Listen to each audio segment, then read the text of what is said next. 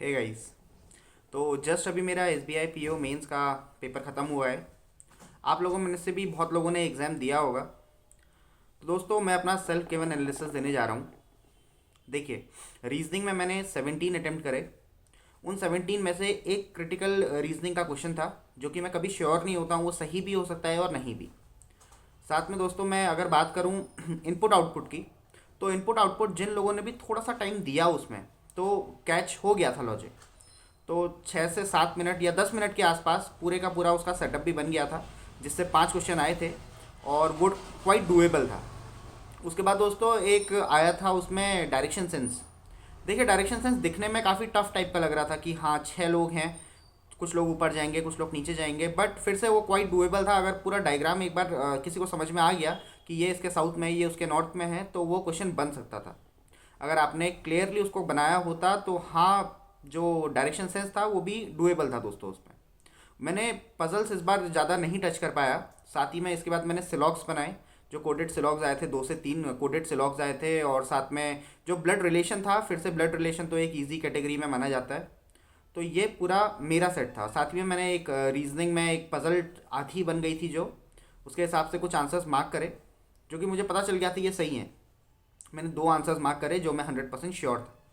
तो ऐसे करके लगभग मेरे 17 अटेम्प्ट के आसपास दोस्तों रीजनिंग में हुए।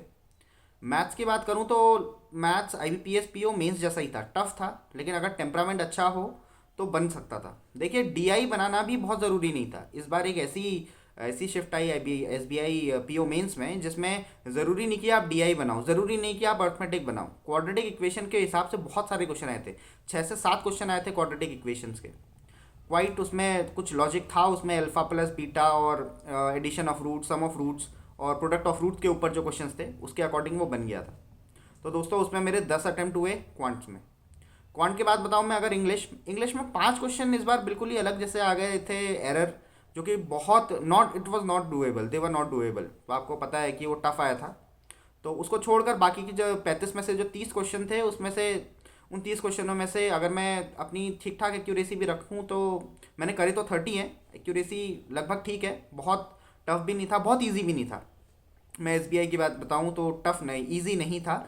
और I B P S P O की जो मैथ इंग्लिश थी वो ईजी थी दोस्तों इसके हिसाब से। फिर उसके बाद जो लास्ट बच गया आपका जीए का पोर्शन।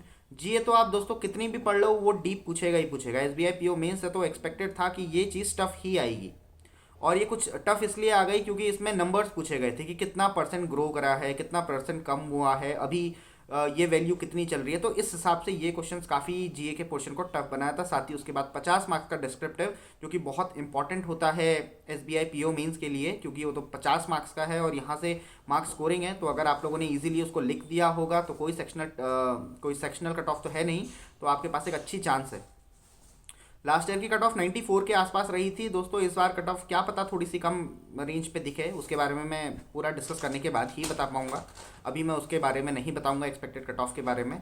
लेकिन ये मेरा पूरा एग्जाम का एनालिसिस था दोस्तों। साथ ही में आप बताइए आपने कौन से क्वेश्चन अटेम्प्ट करे और कितने आपके अटेम्प्ट्स रहे। So see you in the next video guys, prepare well.